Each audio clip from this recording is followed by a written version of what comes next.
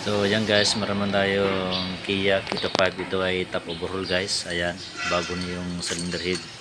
Ayan guys, ayan si Pariberoid, kasama ko yan. So ayan, itatap overhaul namin itong Kito 5. Ayan guys, pungkaw yung kahintang guys. Ayan, tignan man ninyo.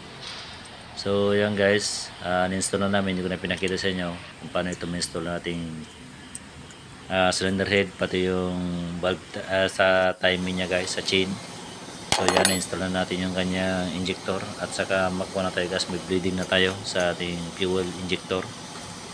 Ayan, so gimpagkalibrate na yan guys sa calibration. Kita naman ninyo, ayan.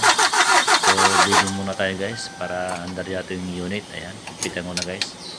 So mga basic moves lang ito guys kung paano ito mag-bleed sa ating Kito 5. Ayan, nag-iya. So yan guys, makikita natin yan guys para malaman natin kung under ba itong ginawa natin guys na one click lang. Ayan. Ayan, makikita na yun guys. So try natin start. So under ba yung guys. So yan na muna guys, medyo mag-color pa yan guys. Hindi natin masyadong makakang yung ulo guys. Mabalancing pa yan guys. So yan.